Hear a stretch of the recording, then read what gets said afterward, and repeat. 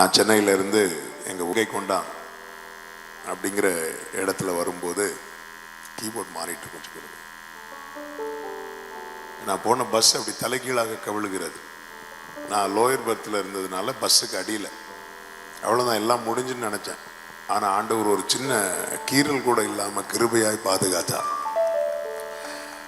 வீட்டுக்கு வரேன். அன்னைக்கு ஈவினிங் ஆண்டவர் எவ்வளோ மிராக்கிளா மரண விளிம்பிலிருந்து தூக்கி எடுத்தார் என்று சொல்லி ஆண்டவர் பிரைஸ் பண்ணிட்டு இருக்கும்போது ஆண்டவர் பேச ஆரம்பித்தார்.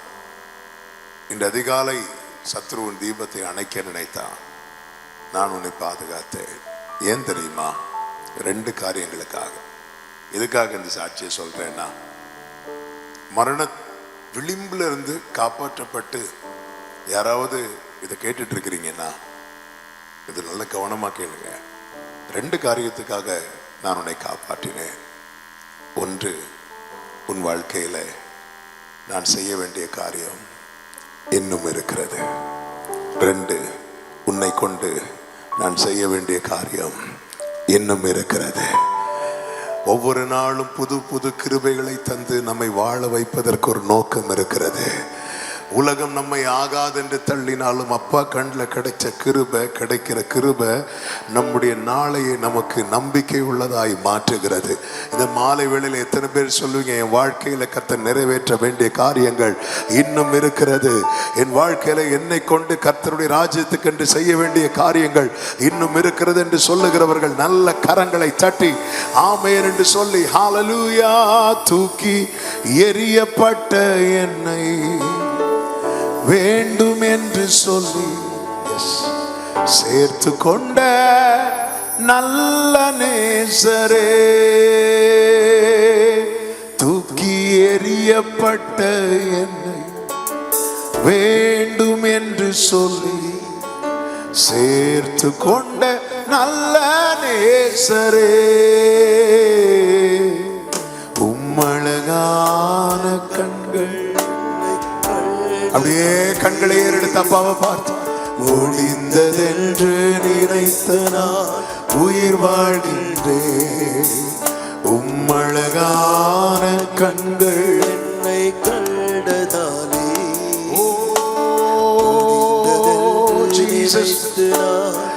நன்றி ஆண்டவரே. தீங்கு நாளிலே கூடார மறைவிலே ஒளித்து வைத்தீரே, உம்பேளைக்காகவே. தீங்கு நாளிலே கூடார மறைவிலே ஒளித்து வைத்தீரே, உம்பேளைக்காகவே. கண்மலை மேல் என்னை உயர்த்தி வைத்தீரே, துதிக்கும் புது பாடல் என்னாவில் தந்தீரே. கண்மலை மேல் என்னை உயர்த்தி வைத்தீரே, துதிக்கும் புது பாடல் என்னாவில் தந்தீரே. நன்றியோடு சொல்லுவோம். பிறந்த நாள் முதலாய் உம் தோளில் சுமந்தீரே, தகப்பனிலும் மேலாய் தனி பாசம் வைத்தீரே. பிறந்த நாள் முதலாய் உம் தோளில் சுமந்தீரே, தகப்பனிலும் மேலாய் தனி பாசம் வைத்தீரே. மெதுவான தென்றல் கொடுங்காற்றாய் மாறி அடித்த வேளையிலும் என்னை கீழே விடவில்லை. மெதுவான தென்றல் அடித்த வேளையிலோ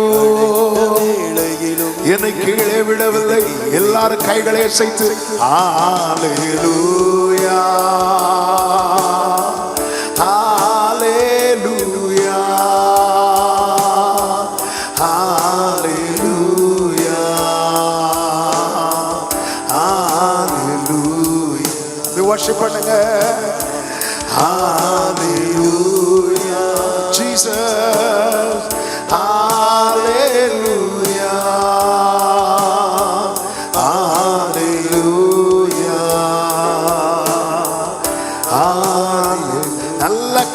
தட்டி தேவனுக்கு மகிமை முழு பலத்தோடு.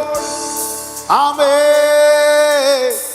நீ பெரியவர், அற்புதங்கள் செய்பவர், உம்மை போல யாரும் இல்லை, உம்மை போல.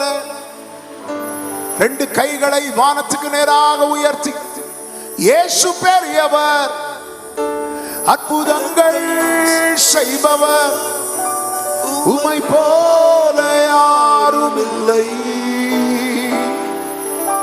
உம்மை போல. இயேசு பெரியவர், அற்புதங்கள் செய்பவர், உம்மை போல யாரும் இல்லை, உம்மை போல யாரும் இல்லை. தாழ்த்துகிறோம். தொடர்ந்து எங்க கூட பேசுங்கப்பா. மீட்பர் நாமத்தில் பிதாவே, ஆமென். அப்படியே உட்கார்ந்து கொள்வோம். கர்த்தர் நல்லவர். ஒரு விஷயம் கூட உங்கள் அனைவரையும் வாழ்த்துகிறேன்.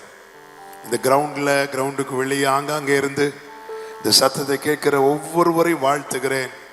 என்னை அன்போடு அழைத்த அருமையான சகோதரர் மேக்ஸ்வெல் அவர்களுக்காக, அவர்கள் குடும்பத்துக்காக நான் ஆண்டவரை ஸ்தோத்தரிக்கிறேன். இந்த ஊழியத்தை மனதார வாழ்த்தி ஆசீர்வதிக்கிறேன். கர்த்தர் பெருக பண்ணுவாராக. இந்த பட்டணத்தை இயேசுவின் நாமத்திலே வாழ்த்தி ஆசீர்வதிக்கிறேன். இந்த பட்டணத்தில் இருக்கிற எல்லா ஜனங்களை இயேசுவின் நாமத்திலே வாழ்த்தி ஆசீர்வதிக்கிறேன்.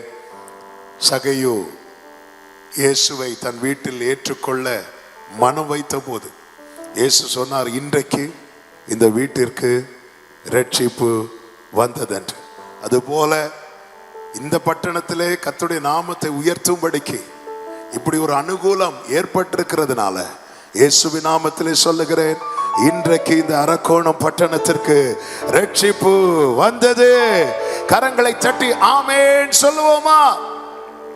கர்த்தர் உங்களை ஆசீர்வதிப்பாராக. வேதத்தை எடுத்துக்கொள்வோம். மார்க்கு சுவிசேஷம் 5வது அதிகாரத்தை எடுத்துக்கொள்ளுங்கள். நாம் ஒரு மணி நேரம் கர்த்தருடைய வார்த்தையை கேட்க போகிறோம்.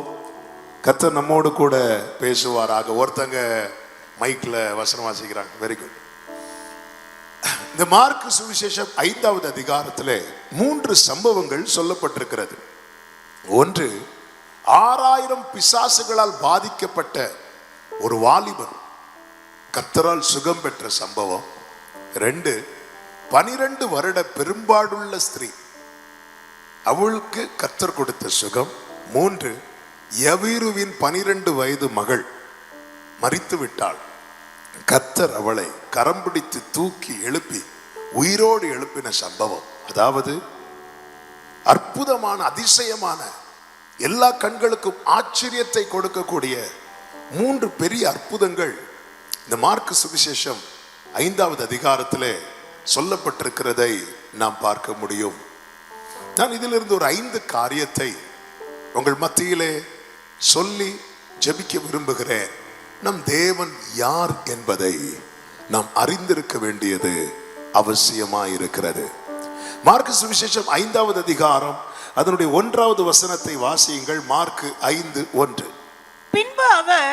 பின்பு அவர்கள் கடலுக்கு அக்கறையில் உள்ள கதிரேனருடைய நாட்டில் வந்தார்கள். நல்ல கவனமாய் கேளுங்கள்.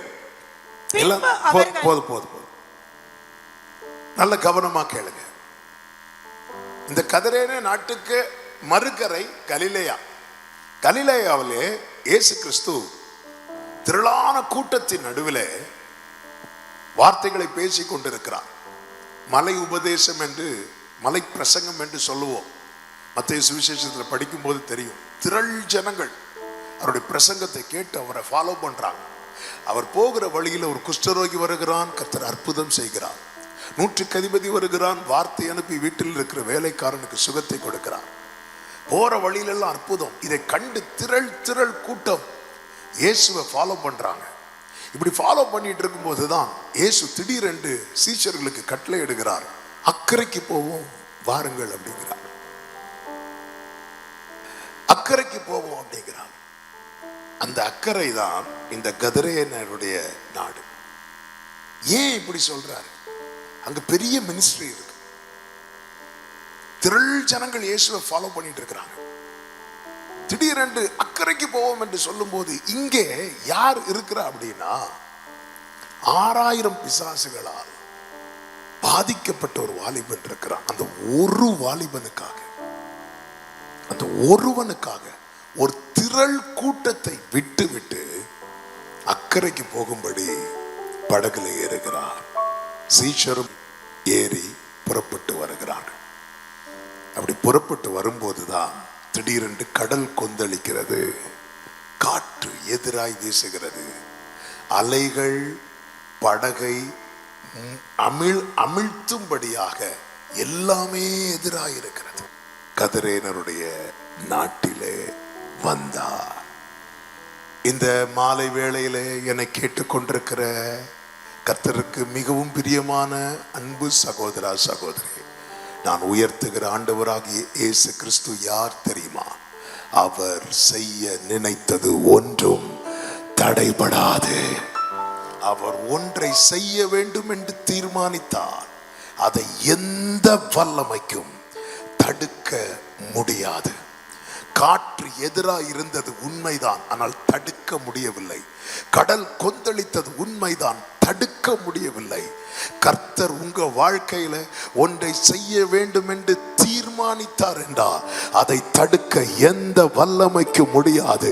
உலகத்தில் இருப்பவனிலும் உங்களோடு இருக்கிறவர் பெரியவர். ஆமென் சொல்லுங்க பார்க்கலாம். அவர் படகுலே கப்பலின் பின்னணியத்தில் தலையணை வைத்து தூங்கிட்டு இருந்தார்னு பைபிள்ல சொல்லுது. இவ்வளவு கொந்தளிப்பு அவரை பாதிக்கல, அதை அவர் ஒரு பொருட்டாக எண்ணல. ஆனா சீஷர்கள் பயப்படுகிறார்கள், பதறுகிறார்கள்.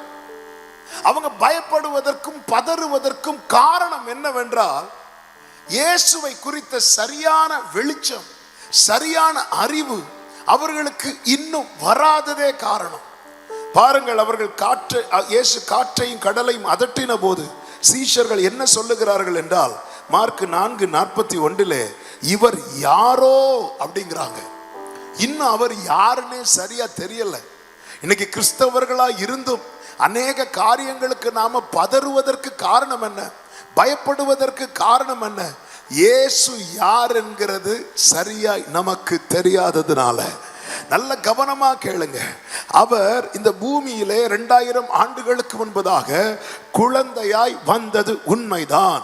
ஆனால் குழந்தையாய் வருவதற்கு முன்னமே அவர் ராஜாதி ராஜாவாய், கர்த்தாதி கர்த்தராய், தேவாதி தேவனாய் வீற்றிருந்தவர். ஏசாயாவுக்கு இந்த வெளிப்பாடை கர்த்தர் கொடுக்கிறார். ஒரு கன்னிகை கர்ப்பவதியாகி ஒரு குமாரனை பெறுவாள் என்று. இந்த வெளிப்பாடு ஏசாயா 7வது அதிகாரத்தில் சொல்லப்பட்டிருக்கிறது. ஆனால் இந்த வெளிப்பாடை கர்த்தர் ஏசாயாவுக்கு கொடுப்பதற்கு முன்பதாக அவர் யார் என்பதை 6வது அதிகாரத்தில் காண்பித்து கொடுக்கிறார். அவர் யார் தெரியுமா? அவன் பார்த்தபோது இதோ உயரமும் உன்னதமுமான சிங்காசனத்தில் வீற்றிருக்கிறவரை காண்கிறார். உயரமும் உன்னதமுமான சிங்காசனத்தில் வீற்றிருக்கிறவரை 6வது அதிகாரத்தில் பார்க்கிறான். அவரை தான் 7வது அதிகாரத்தில் எப்படி பார்க்கிறான் தெரியுமா? ஒரு கன்னிகை கர்ப்பவதியாகி ஒரு குமாரனை. அவரை குறித்து வேதம் சொல்லுகிறது, வானாதி வானங்கள் இந்த பூமியில நம்ம கண்களுக்கு இப்போ தெரியல, ஆனா வானத்துல மாலை நேரத்தில் தெரிகிற நட்சத்திரங்கள் எல்லாம் இருக்கிறது அல்லவா? நாம் பெரிதாய் பார்க்கிற சூரியனை விட பல மடங்கு பெரியது என்று சொல்லப்பட்டிருக்கிறது. எண்ணிக்கை கடங்காத நட்சத்திரங்கள், அத்தனை நட்சத்திரங்களும் இந்த வானம் கொள்ளும். இன்னும் எவ்வளவு நட்சத்திரம் இருக்கிறது என்று இவ்வளவு டெக்னாலஜி வளர்ந்த பிறகு எண்ணி முடிக்க முடியவில்லை. அதனால அதற்கென்று நம்பரை போட்டு முடிக்கிறாங்க. இதுக்கு மேல எண்ணிக்கை கடங்காத நட்சத்திரங்கள், அத்தனை நட்சத்திரங்களையும் இந்த வானம் கொள்ளும்.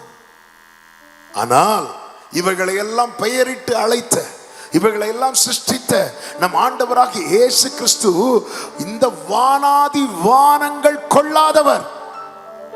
அப்படிப்பட்டவர் மனுக்குலத்தை பாவத்திலிருந்தும், அழிவிலிருந்தும், சாபத்திலிருந்தும், அக்கிரமத்திலிருந்தும், வியாதியிலிருந்தும், பாதாளத்தின் வல்லமையிலிருந்தும் மீட்கும்படி நினைத்தார். எனவேதான் இயேசுவின் பிறப்பை குறித்து மத்தேயுவில் சொல்லப்பட்டிருக்கிறது, லூக்காவில் சொல்லப்பட்டிருக்கிறது. மத்தேயுவில் டீட்டெயிலா சொல்லப்பட்டிருக்கும், லூக்கா சுவிசேஷத்துல இன்னும் டீட்டெயிலா சொல்லப்பட்டிருக்கும். ஆனால் இயேசுவின் மார்பில் சாய்ந்திருந்த யோவான் இயேசுவின் பிறப்பை ஒரே லைன்ல முடிச்சிட்டாரு. என்ன சொன்னார் தெரியுமா? அவர் தமக்கு சொந்தமானதிலே வந்தார். மத்தேயு பிறந்தார்னு சொல்றார், லூக்கா பிறந்தார்னு சொல்றார். ஆனா மார்பில் சாய்ந்திருக்கிறவனுக்கு இன்னும் அதற்கு மேல ஒரு வெளிப்பாடை ஆவியானவர் கொடுக்கிறார். அவர் பிறந்தார் என்று சொல்வதிலும் மேன்மை என்ன தெரியுமா? அவர் வந்தார். அவர் வந்தார்னா இதுக்கு முன்னாக இருந்தார் என்று அர்த்தம். அதுதான் மேலே சொல்லுகிறார், ஆதியிலே வார்த்தை இருந்தது, அந்த வார்த்தை தேவனிடத்தில் இருந்தது, அந்த வார்த்தை தேவனாய் இருந்தது, அந்த வார்த்தை மாம்சமாகி இந்த பூமியில இறங்கி வந்தார். வானாதி வானங்கள் கொள்ளாத தேவன் தம்மை தாமே வெறுமையாக்கி மரியாளுடைய வயிற்றிலே ஒரு கருவாய், ஒரு குழந்தையாய், தூதர்கள் இப்பொழுது மேய்ப்பர்களுக்கு முன்பாக பிள்ளையை துணிகளிலே சுற்றி முன்னணியிலே கிடத்திருக்க காண்பீர்கள். சேரக்கூடாத ஒளியில் வாசம் பண்ணுகிற கர்த்தர் மனுக்குலத்தை மீட்கும்படி நினைத்தார். நினைத்தது போல இந்த பூமியிலே வந்தார். அவர் பிறந்த செய்தியை கேட்டு ஏரோது அழிக்க நினைத்தார். அவரை அழிக்க நினைத்தவர்கள் அனைவரும் அழிந்து போனார்கள். அவரை அழிக்க முடியாது. காரணம், அவரே ஆதியும் அந்தமுமானவர், அவரே ஜீவனின் அதிபதியானவர். வந்தார். எதற்காக வந்தேன் என்று அவரே சொன்னார். சொல்லப்பட்ட உரைக்கப்பட்ட அனைத்தையுமே நிறைவேற்ற வந்தேன் என்றார். வந்தார், நிறைவேற்றினார். சிலுவையில கடைசியா என்ன சொன்னார் தெரியுமா? finished அப்படின்னார், முடிந்தது அப்படின்னார். நான் எதற்காக இந்த பூமியில வந்தேனோ அதை என்னால செய்ய முடிந்தது. எத்தனை பேர் தடுக்க பார்த்தார்கள், எத்தனை பேர். அவர் பிறப்பு முதல் அவருடைய மரணம் வரைக்கும் எல்லாமே அவருக்கு எதிராக இருந்தது. அவரே சொல்லுகிறார், மனுஷகுமாரனுக்கு தலை சாய்க்க இடமில்லை, ஆனாலும் அவர் படவில்லை. அப்படிப்பட்டவரை தான் நாம் இங்கே கொண்டாடி கொண்டிருக்கிறோம். அப்படிப்பட்டவரை தான் நாம் உயர்த்தி கொண்டிருக்கிறோம். அப்படிப்பட்டவரை தான் நாம் ஆராதித்து கொண்டிருக்கிறோம். சத்தமாமேன் சொல்லுங்க பார்க்கலாம். அந்த 6000 பிசாசுகள் பிடித்த வாலிபனுக்கு விடுதலை கொடுக்க வேண்டும் என்று கர்த்தர் நினைத்தார். அவ்வளவுதான். எத்தனை எதிர்ப்புகள், எத்தனை போராட்டங்கள், அது ஒன்றும் சீஷர்கள் பதறினார்கள், நம்மை சுற்றி இருக்கிறவர்கள் பதறுவார்கள். ஆனால் இயேசுவை அசைக்க கூட முடியவில்லை. காரணம், சர்வத்தை ஆளுகிறவர், அவர் பெரியவர், அவருக்கு நிகர் அவர் மட்டுமே. இஸ்ரவேல் ஜனங்களை எகிப்திலிருந்து மீட்கும்படி நினைத்தார். மோசே அனுப்புறான். மோசே அனுப்பி ஒவ்வொரு அடையாளங்கள், ஒவ்வொரு அற்புதங்கள் அங்கே நடக்கும்போது பார்வோன் தன் இருதயத்தை கடினப்படுத்தி கொண்டே இருந்தான். கடினப்படுத்தி கொண்டு என்ன வந்தாலும் இஸ்ரவேலரை வெளியே விடவே கூடாது, வெளியே விடவே மாட்டேன் என்று ஆண்டவர் பார்த்தா, ஆமே மோசே கிட்ட சொன்னார், மோசே, ஒரு வயதான ஒரு பழுதற்ற ஆட்டுக்குட்டி எடுத்து அடி, அந்த இரத்தத்தை ஒவ்வொரு வீட்டு நிலைக்கால்கள் மேல பூசு என்கிறார். ஆட்டுக்குட்டியின் ரத்தம் ஒவ்வொரு வீட்டு நிலைக்கால்கள் மேல பூசப்பட்ட அந்த ராத்திரியில, பழுதற்ற ஆட்டுக்குட்டியின் ரத்தம் தெளிக்கப்பட்ட அந்த ராத்திரியிலே பார்வோனுக்கு நிற்க முடியல. எந்த வல்லமைக்கும் அந்த ரத்தத்துக்கு பார்வோன் வீட்டில் அலறல் சத்தம் கேட்கிறது. அவன் நடுங்க ஆரம்பிக்கிறான். மோசே ஆரோனை கூப்பிட்டு சொல்லுகிறான், தயவு செய்து இங்கிருந்து போய்விடுங்கள் என்று. எந்த வல்லமைக்கும், ஆட்டுக்குட்டியானுடைய ரத்தத்தின் வல்லமைக்கு முன்பதாக நிற்க முடியாது. எனவே தான் வேதம் சொல்லுகிறது, குமாரன் உங்களை விடுதலை ஆக்கினார், மெய்யாகவே விடுதலை யானீர்கள். எந்த ஒரு கட்டுகளா இருந்தாலும் சரி, இனி என் வாழ்க்கையில விடுதலையே கிடையாது. இந்த இரவு வேளையில நீங்கள் ஆண்டவர் சமூகத்தில் அவரை நோக்கி முறையிடுவீர்களே என்றால், அவரை நோக்கி கூப்பிடுவீங்கன்னா அவர் மட்டும் நினைச்சா போதும். எனவே தான் இந்த சிலுவையில் தொங்கின கள்ளர்களில் ஒருவன் சொன்னானே, நீங்க நினைச்சிட்டீங்கன்னா ஆண்டவரே நான் பரலோகத்தில் இருப்பேன், ஆண்டவரே நீர் உம்முடைய ராஜ்யத்தில் வரும்போது உமது அடியேனை நினைத்தருளும். நீங்க நினைச்சா ஆசீர்வாதம் தான், என்ன மறந்தா எங்கே போவேனா. நீங்க நினைச்சா ஆசீர்வாதம் தான், என்ன மறந்தா எங்கே போவேனா. தேவகுமாரா, தேவகுமாரா என்ன நினைச்சிடுங்க, தேவகுமாரா. இஸ்ரவேலர்கள் எகிப்திலிருந்து புறப்படும் போது வேதம் சொல்லுகிறது 6 லட்சம் புருஷர்கள் என்று சொல்லப்பட்டிருக்கிறது. என்ன ஆண்டவரே, ஆண்கள் கணக்கு மட்டும் எடுக்கிறீங்க, பெண்கள் பிள்ளைங்க கணக்கு எடுக்கல, ஏன் ஆண்கள் கணக்கு எடுக்கப்படுகிறது? ஹல்லேலூயா. ஆண்டவர் சொல்லுவார் மோசே கிட்ட, என்னாகும் 1 எடுக்க வேண்டாம். அதில் சொல்லுவார், நீங்க எல்லா 20 வயசுக்கு மேல உள்ள எல்லா புருஷர்களை என்ன அப்படிம்பார். ஆமென். என்ன ஆண்டவர், நீங்களும் பார்ஷியாலிட்டி பார்க்குறீங்களா? ஆண்களை மட்டும் என்றீங்க, பெண்களை விடுறீங்க அப்படின்னு உங்களுக்கு தோணுதா? ஏன் என்ன சொல்லுவார் தெரியுமா? இதே எகிப்தில தான் பார்வோன் ஒரு சட்டம் போடுகிறான். என்ன சட்டம் தெரியுமா? பிறக்கிற ஆண் குழந்தைகளை எல்லாம் கொன்று நைல் நதியில போட்டுறணும். ஒரு ஆண் குழந்தை கூட உயிரோடு இருக்கக்கூடாது. அப்படிப்பட்ட எகிப்திலிருந்து கர்த்தர் வெளியே இஸ்ரவேலரை கொண்டு வரும்போது எத்தனை புருஷர்கள் இருந்தார்கள் தெரியுமா? 6 லட்சம் புருஷர்கள். ஒரு ஆண் குழந்தை கூட இந்த பகுதியில் வாழக்கூடாதுன்னு நினைச்ச அதே இடத்துல கர்த்தர் 6 லட்சம் பேரை எழும்பி வாழ வைத்தார். என்னதுன்னு அர்த்தம்? கர்த்தர் உங்களை வளர்த்தணும்னு திட்டம் வச்சுட்டார்னா உன்னை தளர்த்த எந்த வல்லமைக்கும் முடியாது. உன்னை உயர்த்த வேண்டும் என்று கர்த்தர் சித்தம் வைப்பார் என்றால் உன்னை தாழ்த்த எந்த வல்லமைக்கும் முடியாது. யோசேப்பை சகோதரர்களை விட உயர்த்த வேண்டும் என்று கர்த்தர் சித்தம் கொண்டார். அதை ஒரு சொப்பனமா காட்டிட்டார். நம்ம ஆளு வாய வச்சுட்டு சும்மா இருக்க மாட்டார். சொப்பனத்தை பார்த்ததும் சகோதரர்கிட்ட போய், அண்ணா நான் இப்படி ஒரு சொப்பனம் பார்த்தேன். என்ன சொப்பனம்? இப்படி ஏன் அரிக்கட்டு மட்டும் மேல நிக்குது, நீங்க எல்லாம் எனக்கு முன்னாடி விழுந்து வணங்குறீங்க. 10 பேரும் அகைன்ஸ்ட் ஆயிட்டாங்க. 10 பேர் அகைன்ஸ்ட் ஆயிட்டாங்க. ஒரு 5 பேராவது இந்த பக்கம் நின்றுக்கலாம். இல்ல, எப்பவுமே புரிந்து கொள்ளுங்கள், தேவ திட்டம் உடையவன் பொதுவாக அவனை சுத்தி நிறைய பேர் இருந்தாலும் அவன் தனியா தான், அவன் தனிமைப்படுத்தப்பட்டு கொண்டே இருப்பான். நமக்கு புரியாது. உறவுகள் இருப்பாங்க, சொந்தங்கள் இருப்பாங்க. கல்யாண வீடுக்கு போனாதான் தெரியும் நமக்கு இவ்வளவு ரிலேட்டிவ்ஸ் ஆனு. நமக்கு நிறைய ரிலேட்டிவ்ஸ் இருக்கிறாங்கன்னு எப்போ தெரியும் அந்த குரூப் போட்டோ எடுப்பாங்க தெரியுமா? அப்போதான் இது யாரு, இது 1 விட்டு, அது 2 விட்டு, அது தூரத்து சொந்தம், இது பக்கத்து சொந்தம். ஆமே. ஆனா பாருங்க, தனிமை. தாவீதுக்கு 7 சகோதரர்கள் உண்டு. ஆனா அவன் சொல்றான், நான் தனித்திருக்கிறேன்.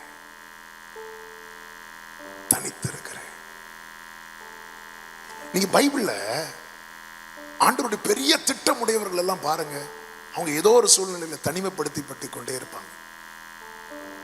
தாவீது சொல்லி, என் தகப்பனும் தாயும் என்னை கைவிட்டாலும் அப்படி. 17 வயசுல யோசேப்பு தனிமைப்படுத்தப்படுகிறான். யாக்கோபு தனிமைப்படுத்தப்படுகிறான். அதன் பிறகு அவனுக்கு குடும்பம், பிள்ளைகள் எல்லாரும் இருந்தும் யாபோ காற்றின் கரையிலே வேதம் சொல்லுகிறது அவன் பிந்தி தனித்திருந்தான். ஆமென். மோரியா மலையில ஈசாக்கு தனி வேலைக்காரர்ல மலை அடிவாரத்தில் ஆபிரகாம் நிறுத்தி விட்டார். தாயார வீட்டிலேயே விட்டுட்டார். பல நேரத்தில் நம்முடைய வாழ்க்கையில, ஆண்டவரே இவ்வளவு பேர் இருந்தும் என்ன புரிஞ்சுக்க யாருமே இல்லையா ஆண்டவரே. கொஞ்சம் முன்னாடி வர்ஷிப்ல பாடினோமே, உம்மை போல புரிந்து கொள்ள யாரும் இல்லையே, உம்மை போல அரவணைக்க யாரும் இல்லையே, நீர் போதும் என் வாழ்விலே ஏசையா, நீர் போதும் என் வாழ்விலே. யோசேப்பு பாருங்க, சகோதரர்களை பார்க்க போகும்போது பலவர்ண அங்கேயே போட்டுக்கொண்டு போகிறான். பொதுவாகவே நம்ம பெஸ்ட் ட்ரெஸ்ஸை எங்க போட்டு போவோம் தெரியுமா? நமக்கு ரொம்ப பிடிச்சவங்க இருக்கிற இடத்துல. அப்ப யோசேப்பு சகோதரர்களை ரொம்ப நேசிக்கிறான். பல நேரத்துல பாருங்க, நாம சிலரை ரொம்ப பெருசா பார்ப்போம், ஆனா அவங்க நம்மள கொஞ்சம் அப்படி அற்பமா பார்ப்பாங்க. பாருங்க, அந்த வலி இருக்கு தெரியுமா? கொர்நேலியு பேதுருவை தேவதூதனை போல பார்த்தார். ஆனா பேதுரு கொர்நேலியுவை வேற ஜாதின்னு சொல்லி கொஞ்சம் அற்பமா பார்க்க ஆரம்பித்தார். ஆவியானவர் தலையிலேயே கொட்டினார், இப்படிலாம் பார்க்க கூடாதுட்டார். ஆமென். சில நேரத்தில் நம்ம ஒருத்தங்களை அப்படி ரொம்ப ப்ரெஷியஸா பார்த்துட்டு இருப்போம், அவங்க நம்மளை கண்டுக்கவே மாட்டாங்க. இந்த யோசேப்பை பாருங்க, சகோதரர் அண்ணன்களை பார்க்க போறாரு. அவங்க அப்பா கொடுத்த பலவர்ண அங்கேயே போட்டுட்டு போறாரு. ஏன் வேற ட்ரெஸ் போட்டு போக கூடாதா? போட்டுட்டு போறாரு. அவன் கண்ட சொப்பனம் என்ன தெரியுமா? எல்லா சகோதரர்களும் அவனுக்கு கீழே, அவன் மேல. ஆனா நடந்ததோ இவனை குழியில தூக்கி போடுறாங்க, யோசேப்பு கீழே, மீதி எல்லாரும்.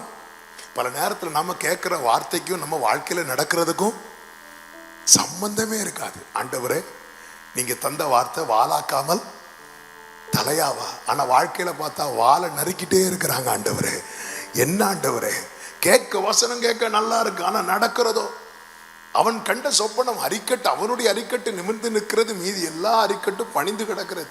இப்பொழுது குழியில கிடக்கிறான். ஆமே, தண்ணீர் இல்லாத 10 சகோதரர்களும் அப்படி சுத்தி நின்று அந்த குழியில பார்க்கும்போது அவன் கண்ட சொப்பனம் வேற, நடக்கிறது வேற.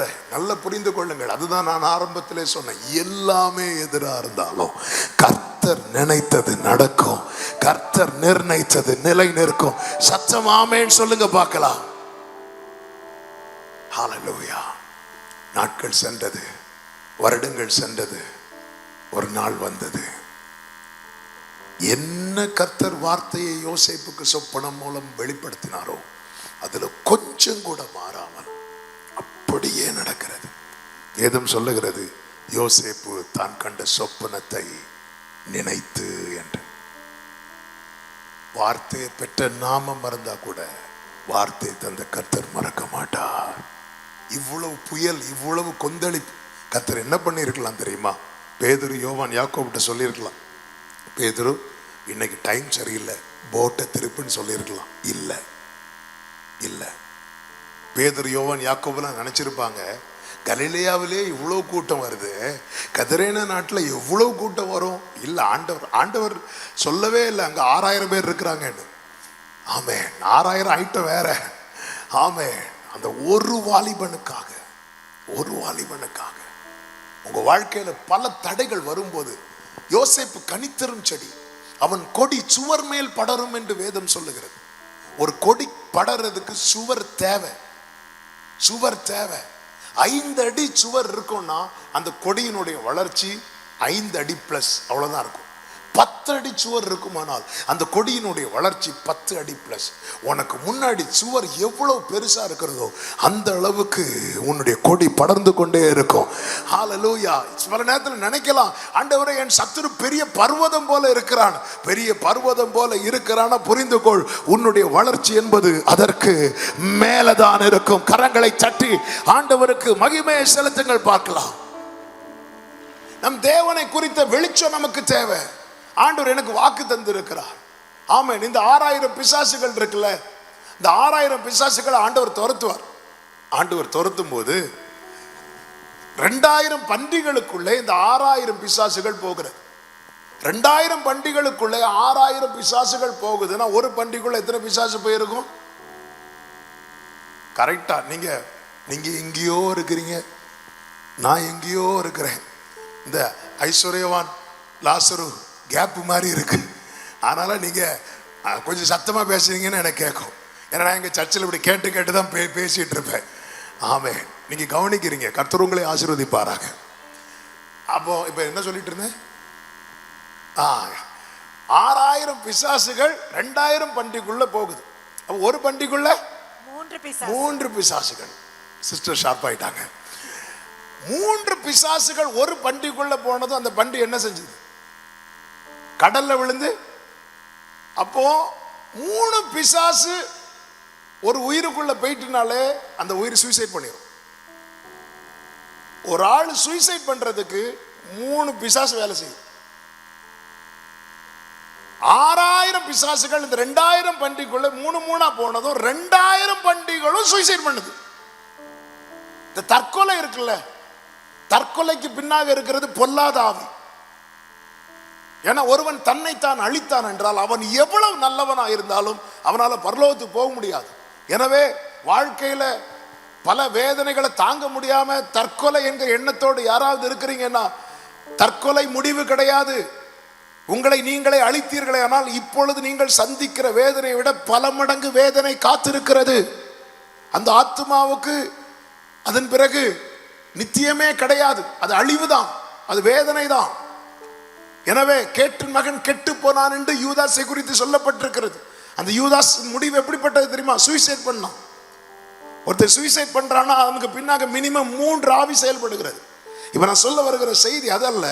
ஒரு 3 பிசாசுகள் ஒரு உயிருக்குள்ள போன உடனே அந்த உயிர் சூசைட் பண்ணது அப்படின்னா இவனுக்குள்ள இருந்தது 3 இல்ல 30 அல்ல 300 அல்ல 6000 பிசாசுகள். 6000 பிசாசுகள் இருந்தோம். இவன் ஏன் இன்னும் சாகல? இவன் ஏன் இன்னும் சாகல? இவன் பிலீவரும் கிடையாது. ஏன் சாகல தெரியுமா? இவன் மேல தேவனுடைய திட்டம் இருக்கு. என்ன திட்டம்? இந்த கெதரேனே பட்டணத்துக்கு கர்த்தர் இவனை தான் ஸ்தானாபதியா வச்சுட்டு போறார். என்னை கேட்டுக்கொண்டிருக்கிற அன்பு சகோதரா சகோதரி, இந்த சூசைட் பண்ணியிருப்பாங்கல்ல ஒரு லாஸ்ட் ஒரு 1 மந்த் தற்கொலை பண்ணினவங்க லிஸ்ட் எல்லாம் எடுங்க. ஏன் தற்கொலை பண்ணாங்கன்னு சொல்லிட்டு ஒவ்வொருத்தரும் ஒவ்வொரு காரணமும் இருக்கும். அவங்க பிரச்சனைகள் எல்லாம் ஒரு பக்கத்தில் எழுதுங்க. எழுதிட்டு இன்னொரு பக்கத்துல உங்க பிரச்சனையெல்லாம் எழுதுங்க. 2 கம்பேர் பண்ணி பாருங்க. ஆமென். ஹல்லேலூயா. ஒருத்தர் மனைவி காஃபி கேட்டு மனைவி தரலன்னு சூசைட் பண்ணாராம். அப்படி பார்த்தா ஊர்ல ஒரு ஆண்கள்.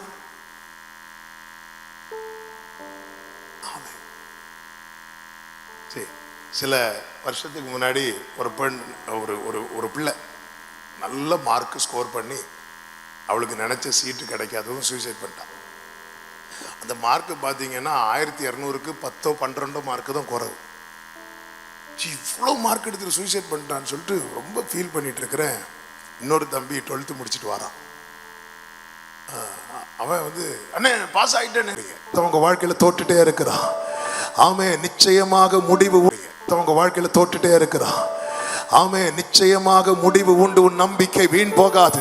எத்தனை காற்று எத்தனை கொந்தளிப்பு எழும்பினாலும் உனக்கு ஒரு விடுதலை தரணும்னு கர்த்தர் தீர்மானித்திருக்கிறார். உன் வாழ்க்கையில தேவ திட்டம் பெரிதா இருக்கிறது. அது நிச்சயமாய் நடக்கும். ஆமென் சொல்லுங்க பார்க்கலாம். நீ பெரியவர், அற்புதங்கள் செய்பவர், உம்மை போல யாரும் இல்லை. உம்மை போல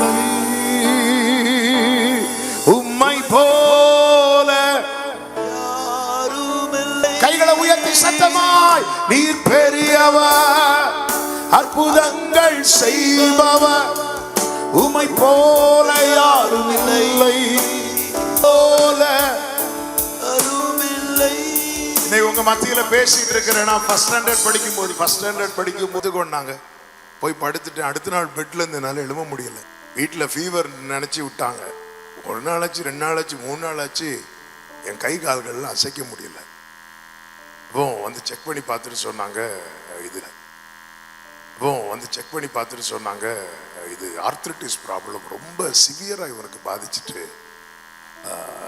இன்னொருத்தவங்க சொன்னாங்க இது போலியோ அட்டாக்கு ரொம்ப ஹெவியா பாதிச்சுட்டு இனி இந்த பையன் பிழைக்க மாட்டான் அப்படின்னாங்க.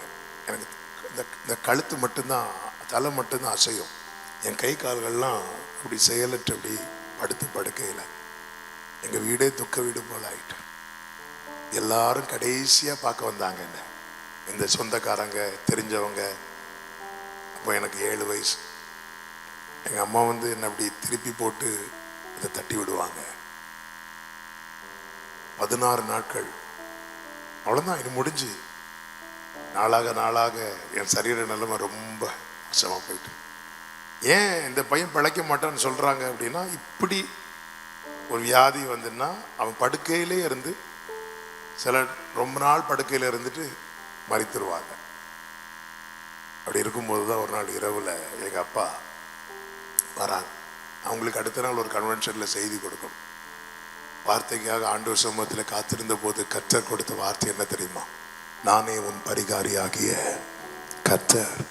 இந்த வசனத்தை பிடிச்சிட்டு என் படுக்கை அருகே முழங்கார் படிக்கிட்டு ஆண்டவரை பார்த்து, ஆண்டவரே நீர் பரிகாரின்னு நாளைக்கு நான் போய் பேச போறேன் அப்படி சொல்லும்போது அந்த கூட்டத்திலிருந்து ஒருத்தங்க எழும்பி, நீ பரிகாரி, இயேசு பரிகாரின்னு சொல்றியே, உன் வீட்டில் இருக்கிறவனுக்கு இன்னும் சுகம் கிடைக்கலையே, இப்படி யாராவது கேட்டாங்கன்னா உங்க நாமம் தூஷிக்கப்படுமே, ஆண்டவரே உங்க நாமத்தை மகிமைப்படுத்துங்கன்னு சொல்லி என் படுக்கை அருகே முழங்காற்படியிட்டு கண்ணீரோடு ஜெபித்தாங்க.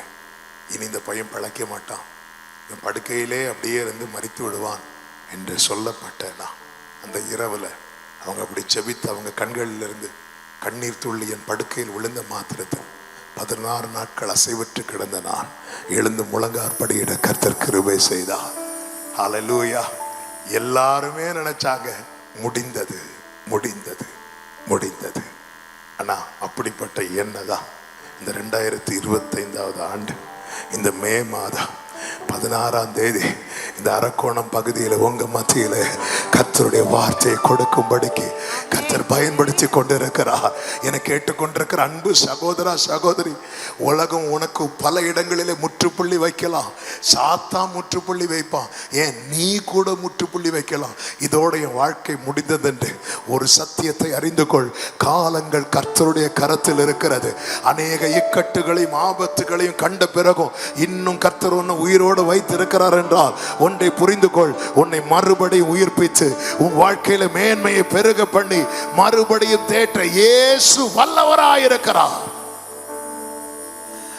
இந்த வெளிச்சம் யோபுவுக்கு ஆரம்பத்துல இல்லாம போயிட்டு, அதனால யோபு ஆரம்பத்துல என்ன கொண்டு போட்டாலும் உண்மை நம்புவேன்னு சொல்லிட்டு இருந்த யோபு அதன் பிறகு பேச ஆரம்பிச்சிட்டார். இனி ஆண்டவர் எனக்கு உத்தரவு கொடுத்தாலும் நான் நம்ப மாட்டேன் அப்படின்னு. ஆண்டவர் எல்லாம் பொறுமையா கேட்டுட்டு கடைசியில் யோபு கிட்ட பேச ஆரம்பித்தார். வலியில இருக்கிற யோபு கிட்ட எப்படி பேசியிருக்கணும் தெரியுமா? உனக்கு இழந்ததெல்லாம் திரும்ப தருவேன், உன்னை நான் மேன்மைப்பட, இப்படிதானே சொல்லியிருக்கணும். அப்படி எதுவுமே அவர் சொல்லல. அவர் கடைசி அந்த 3 அதிகாரத்துல யோபு கிட்ட என்ன பேசுவார்னு பாத்தீங்கன்னா, கர்த்தர் யார் என்பதை அவனுக்கு புரிய வச்சுட்டே இருக்கிறார். நம் பல நேரத்துல தேவன் யார் என்கிறது அறியாததுனால ஆரம்பத்துல விசுவாசத்துல உறுதியா இருப்போம், அதன் பிறகு நம்ம புலம்ப ஆரம்பிச்சிடும். பவுலே சொல்றாருல்ல, நாங்க எங்களுக்கு நேரிட்ட உபத்திரவங்களை வைத்து பார்க்கும்போது மரணம்தான் அப்படின்னு நாங்க எதிர்பார்த்திருந்தோம். பல நேரத்தில் அப்படிதான். யோபுவே சொல்றார், கர்த்தர் பேச ஆரம்பித்தார். யோபுவே, நீ இந்த பூமிக்கு அஸ்திபாரம் போடும் போது நீ எங்க இருந்த யோபுவே அப்படிங்கிறார். யோபுக்கு ஒண்ணுமே புரியல. நம்ம வீட்டுக்கு அஸ்திபாரம் போட்ட டேட்டே மறந்துடுறோம், கல்லை எங்க போட்டோன்னே மறந்துடுறோம், தறி எங்க அடிச்சோன்னே தெரியாது. ஆண்டவர் கேட்கிற, பூமிக்கு அஸ்திபாரம் போடும்போது எங்க இருந்த? எதுக்கு அதை சொல்றா தெரியுமா? யோபுவே, உன் வாழ்க்கையில சாத்தான் திடீர்னு வந்து விளையாடிட்டு போறான்ல, அதை நினைச்சு நீ ஒரி பண்ணாத. உன்னுடைய நாளை எப்படி இருக்கும் என்று நான் ஏற்கனவே திட்டம் பண்ணி வைத்து விட்டேன். அடுத்து கேட்கிறார், அடுத்து சொல்றார், இந்த சமுத்திரம் புரண்டு வரும்போது அதுக்கு எல்லையை போட்டது யாரு? என்னதுன்னு அர்த்தம்? எவ்வளவுதான் சாத்தான் வாழ்க்கையில போராடினாலும் ஒரு எல்லையை போட்டிருக்கிறேன் யோபு. அவன் எவ்வளவுதான் பயமுறுத்தினாலும் அந்த எல்லையை தாண்டி அவனுக்கு வர முடியாது. அப்படி சொல்லிட்டு அடுத்து என்ன சொல்லுவார் தெரியுமா? கூப்பிடும் கக்கை குஞ்சுகளுக்கு ஆகாரத்தை சவதரித்து கொடுத்தவர் யாருன்னு கேட்கிறான். சவதரித்து கொடுக்கிறதுன்னு என்ன தெரியுமா? ப்ரிப்பேர் பண்ணி கொடுக்கிறது. காக்கா இருக்குல்ல, காக்கா குஞ்சு, அந்த சின்ன குஞ்சு ஃபுட்டுக்காக சத்தம் போடும் போது ஆண்டவர் வந்து ப்ரிப்பேர் பண்ணி கொடுப்பாராம். எப்படி ப்ரிப்பேர் பண்ணி கொடுப்பாரு கேட்குறீங்களா? உங்களை வச்சே ப்ரிப்பேர் பண்ண வைப்பார். அதுக்கு பெரிய காக்காவை வந்து தூக்கிட்டு எடுத்துட்டு போக வைப்பார். இதெல்லாம் கேட்டு கேட்டு கேட்டு கேட்டு யோபு என்ன பண்ணார் தெரியுமா? அப்படி வாயில அவருக்கு வாயை பொத்திட்டார். வாயை பொத்திட்டு என்ன சொல்லுவார் தெரியுமா? ஆண்டவரே, நான் தெரியாம பேசிட்டேன், எனக்கு இப்போ ஒண்ணு தெரியுது. என்ன? நீர் சகலத்தையும் செய்ய வல்லவர், நீர் செய்ய நினைத்தது ஒன்றும் தடைபடாதுன்னு சொல்றவங்க நல்ல கரங்களை தட்டி. நீங்க இந்த யோபு சாப்டர் பாத்தீங்கன்னா ரொம்ப ஆச்சு. இந்த வெளிச்சம் வந்ததும் அவன் லைஃப்ல யாரை பார்க்க முடியாது தெரியுமா? சாத்தானை பார்க்க முடியாது. 1வது அதிகாரத்துல கர்த்தர் இருந்தார், யோபு இருந்தான், சாத்தான் இருந்தான். 2வது அதிகாரத்துல கர்த்தர் உண்டு, யோபு உண்டு, சாத்தான் உண்டு. 42வது அதிகாரத்துல கர்த்தர் உண்டு, யோபு உண்டு, ஒருத்தனை காணல. எஸ், உன்னோடு போராடினவர்களை நீ தேடியும் காணாதிருக்கும்படிக்கு கர்த்தர் கிரியை செய்கிறவர். கர்த்தர் செய்ய நினைத்தது தடைபடாது. 2வது நீங்க பாத்தீங்கன்னா அதே 5வது அதிகாரத்துல இந்த வாலிபனை குறித்து சொல்லப்பட்டிருக்கிறது. 5:4 வாசியுங்கள். மார்க் 5:4.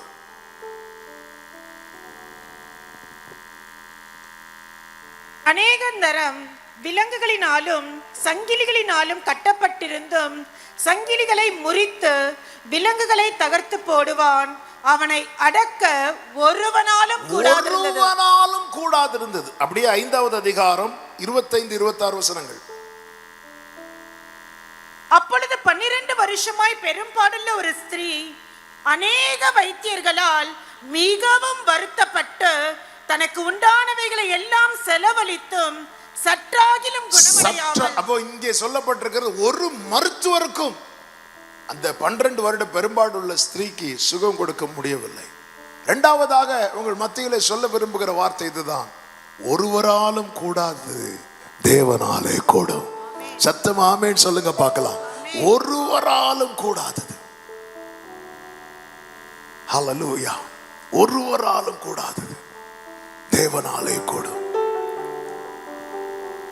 ஆமென். ஒரு பாடலை எல்லாரும் சேர்ந்து பாடுவோமா?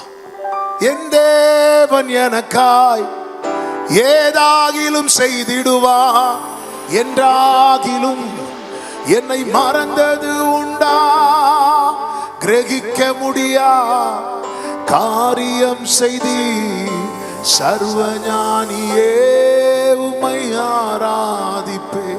கிரகிக்க முடியாத காரியம், அதாவது ஒருத்தரால முடியல அப்படின்னு வரும்போது அந்த இடத்துல நம்ம யாரை நினைக்கணும் தெரியுமா? இயேசுவை. நம்ம யாரால முடியாததும் என்ன நினைச்சிருவோம் தெரியுமா? இயேசுவாலையும் முடியாதுன்று. இங்க பாருங்க, சீஷர்கள் எல்லாருமே அதுல பாதி சீஷர்கள் கடல் தொழில் செய்யறவங்க. அப்ப கடல் பழக்கம் நல்லா உண்டு. ஒவ்வொரு அலை அடிக்கும் போது போட்டை எப்படி ரன் பண்ணணும்னு அவங்களுக்கு தெரியும். அவங்க பிரயாசம் எல்லாமே பிரயோஜனம் இல்லாமல் போனதும் இயேசுவை எழுப்பி என்ன சொல்லுவாங்க தெரியுமா? நாங்க சாகுறோம் அப்படின்னு. உமக்கு கவலை இல்லையா அப்படின்னு. ஏன்னா எங்களால முடியல, எங்களால முடியல. நம்மால முடியலன்னு வரும்போது அந்த இடத்துல தேவனை நம்ம லிமிட் பண்றோம். அதை தான் சங்கீதத்தில் சொல்லப்பட்டிருக்கிறது, இஸ்ரவேலர்கள் தேவனை மட்டுப்படுத்தினார்கள். மட்டுப்படுத்தினார்கள். எப்படி மட்டுப்படுத்தினாங்க தெரியுமா? எங்களுக்கு எங்க இருந்து யார் சாப்பாடு கொடுப்பா அப்படின்னு கேட்டாங்க. டேய், உன்னை ரத்தம் கொடுத்து மீட் இருக்கிறான். நம்ம மீட்பை மட்டும் ப்ரெஷியஸா பார்க்க ஆரம்பிச்சிட்டோம் வைங்களேன், மற்ற காரியங்கள்லாம் ஈஸியா கிடைக்குங்கிற நம்பிக்கை வந்துடும். எனவேதான் திமிர்வாதக்காரனை 4 வாலிபர்கள் சுமந்து கொண்டு இயேசுக்கு முன்பாக இறக்கி வைக்கும் போது, உன் பாவங்கள் உனக்கு மன்னிக்கப்பட்டதுன்னு சொல்லுவார். ஒன்னு அங்கு சலசலப்பு உண்டாயிரும். இவர் யாருடா பாவத்தை மன்னிக்கிறார் அப்படின்னு. உடனே இயேசு கேட்பார், எது எளிது, எது எளிது? உன் படுக்கை எடுத்துக்கொண்டு நட என்று சொல்வதா, உன் பாவங்கள் உனக்கு மன்னிக்கப்பட்டது என்று சொல்வதா? எது எளிது? இதே கேள்வியை நான் கேட்கிறேன், எது எளிது? இப்படி கேட்ட புரியல. எதை நம்ம ரொம்ப ஆன்னு கேட்போம். இப்போ ஒருத்தர் வந்து சாட்சி சொல்றாங்க, கர்த்தருக்கு ஸ்தோத்திரம், கர்த்தரின் பாவத்தை எல்லாம் மன்னித்தார், கர்த்தருக்கு மகிமை உண்டாதார், இப்படி ஒரு சாட்சி சொல்றாங்கன்னு வைங்களேன். எப்படி கேட்போம் நம்ம? இப்போ எப்படி இருக்கிறீங்களோ அப்படியே இருந்து கேட்போம். இன்னொருத்தர் வரான், அது சொல்றான், நான் பிறந்ததுல இருந்தே கட்டில் கடையா கிடந்தேன், என்னை இயேசு சுகம் தந்தார் பாருங்க, நான் எழுந்து நடந்தேன். அப்படி சொன்னது, அப்படி சொல்லும் போது எல்லாரும் என்ன பண்ணுவோம்? தட்டுவோம்ல. கொஞ்சம் முன்னாடி நான் என் சாட்சி சொன்னேன்ல, 16 நாட்கள். அப்போ நம்மளும் எதுதான் ரொம்ப பெருசா பார்க்கிறோம் தெரியுமா? இப்ப நான் அடுத்து கேட்கிறேன், இயேசு 3 வருஷம் இந்த பூமியில ஊழியம் செய்தார் அல்லவா? அந்த 3 வருஷத்துல நிறைய அற்புதங்களை செய்தார். எந்த அற்புதத்தை ரொம்ப கஷ்டப்பட்டு செய்தார்? தண்ணீரை ரசமா மாத்தினார்ல, என்ன செய்தார்? கச்சாடியை கொண்டு வா, தண்ணீரை நிரப்பு, கொடு, முடிஞ்ச, அற்புதம் டன். இந்த 6000 பிசாசுகளை இந்த வாலிபண்டத்து துரத்தினார்ல, எப்படி துரத்தினார்? போ போ போ போ, 3 போ போ, இப்படி 6000 வார்த்தையா சொன்னார். வெளியே போ, முடிஞ்சு, டன். மரித்து 4 நாள் ஆன லாசரை உயிரோடு எழுப்ப என்ன செய்தார்? எத்தனை நாள் ஆச்சு? 4 நாள் ஆச்சு. வாங்க நம்ம 4 நாள் ஃபாஸ்டிங் போடுவோம். போட்டாரா? இல்ல. லாசருவே வெளியே வா, முடிஞ்சது. எந்த அற்புதத்தை செய்ய ரிஸ்க் எடுத்தார்? ஒரு ரிஸ்க் எடுக்கல. ஆனா என்னை உங்களை மீட்பதற்காக வேதம் சொல்லுகிறது, அவர் அந்த கேடு அடைந்தார். எது எளிது? இஸ்ரவேலர்கள் மட்டும் ஏங்க, இந்த பூமியில ஒரு மனுஷனுக்கு கிடைத்த பெரிய பாக்கியம் என்ன தெரியுமாங்க? ரட்சிப்பு. என்ன பாவத்திலிருந்து கர்த்தர் மீட்டார், சாபத்திலிருந்து மீட்டார், அழிவிலிருந்து மீட்டார். எந்த பாவ கட்டா இருந்தாலும் சரி, இயேசுவே நோக்கி கூப்பிடும் போது வேதம் என்ன சொல்லுகிறது தெரியுமா? உண்மையாய் தம்மை நோக்கி கூப்பிடுகிற யாவருக்கும் அவர் சமீபமாய். அந்த இடத்துல இவன் படித்தவனா, படிக்காதவனா, ஏழையா, பணக்காரனா, கிறிஸ்தவனா அல்லது வேற ஒண்ணு பார்க்க மாட்டான். ஏன்னா மனு குலத்தின் மீட்பர் அவர். ஒரு குறிப்பிட்ட கூட்டத்தின் ரட்சகர் அல்ல, எல்லா மனு குலத்துக்காக இந்த பூமியில இறங்கி வந்து மரித்த ஒரே ஒரு ரட்சகர் தான் அவர், ஆண்டவராக இயேசு கிறிஸ்து. ஆமே. என்ன கர்த்தர் எகிப்திலிருந்தே வெளியே கொண்டு வந்துட்டார், இந்த சிவந்த சமுத்திரத்தை கடந்து கொண்டு போக மாட்டாரா? நீங்க வனாந்திரத்துல யாராவது பட்டினியா செத்தாங்களா? ஒருத்தரும் இல்லை, சாப்பிட்டு தான் செத்தான். காடை காடை காடை காடைன்னா ஆண்டவர் கோபப்படுத்தினார். ஆண்டவர் முன்னாடி காடையை கொடுத்தார், பின்னாடி பாடையை ரெடி பண்ணிட்டு இருந்தார். சாப்பிட்டு தான் செத்தான். சாப்பிடாம பசியில யாரும் வனாந்திரத்துல சாகல. உன் மட்டுப்படுத்துறோம். இதெல்லாம் ஆண்டவர் பண்ண முடியாது, அவ்வளவுதான். நாங்க சாகரோம். எவ்வளவு பெரிய தேவன் அவர். ஆராதிக்கிற தேவன் எங்களை இதிலே நாங்கள் மடிவது தேவ சித்தமானால் அவர் எங்களை தப்புவிக்க மாட்டார். ஆண்டவரால முடியாதது, இயலாது ஒண்ணுமே கிடையாது. எல்லாவற்றையும் விட்டு வெறுமையாக்கி வந்த பிறகு இந்த பூமியில எல்லாவற்றையும் செய்து முடித்தவர். இப்பொழுது எல்லா அதிகாரத்தையும் பிடிச்சிட்டு வைங்களேன், வேலைக்கு திரும்புவான். அதை தன்னைத்தானே வருத்தி கொண்டிருப்பான். இப்படி இருக்கும்போதுதான் இவனுடைய குடியிருப்பு எங்க இருக்கு தெரியுமா? கல்லறை. கல்லறை என்பது ஒரு மனிதனுடைய முடிவை காண்பிக்கிறது. அந்த முடியக்கூடிய இடத்துல தான் அவனை தேடி இயேசு வரார். இயேசு கரையில காலை வைத்ததும், இயேசுவை பார்த்ததும் ஓடி வரான். பொதுவாகவே பிசாசு ஒருவனை இயேசுவுக்கு கிட்ட கொண்டு போகாது, இயேசுவை விட்டு தூரம் தான் இழுக்கும். 1-2 பிசாசு அல்ல, 6000 பிசாசுகள் அவனை பின்னாடி இழுக்கும் போது அதை தாண்டி ஓடி வந்து பாதத்துல விழுந்துட்டான். இந்த ராத்திரி வேளையில அப்பா சமூகத்தில் நீ வந்து விழுந்துரு. இந்த இரவு உனக்கு விடுதலை இரவு. எந்த கட்டா இருந்தாலும் சரி, எந்த காரியமா இருந்தாலும் சரி, நான் விசுவாசிக்கிறேன், நான் நம்புகிறேன். இந்த கூட்டத்தை ஒழுங்குபடுத்துகிறதுக்கு ஒரு முகாந்திரம் உண்டு. அந்த முகாந்திரத்தை தான் இந்த இரவில் உங்கள் மத்தியிலே ஆவியானவர் பேசிக் கொண்டிருக்கிறார். இந்த இரவு ரட்சண்யத்தின் இரவு. நீ தடையை பார்த்து பின்வாங்கிறாத. பின்வாங்கிட்டேன்னா இனி ஒரு சான்ஸ் உனக்கு கிடைக்காது. அவன் வரான், நெருங்கி வரான். என்னிடத்தில் வருகிறவனை புறம்பே தள்ளேன் என்று சொல்லுகிறான். நெருங்கி வரான். கர்த்தர் என்ன செய்தா தெரியுமா? வார்த்தை அனுப்புகிறான். அவருடைய வார்த்தையில் இருக்கிற வல்லமையை பார்த்தீங்களா? எந்த சக்திக்கும் எந்த வல்லமைக்கும் அந்த வார்த்தைக்கு முன்னாடி நிற்க முடியாது. வேதத்தில் உங்களுக்கு சொல்லுகிறேன்.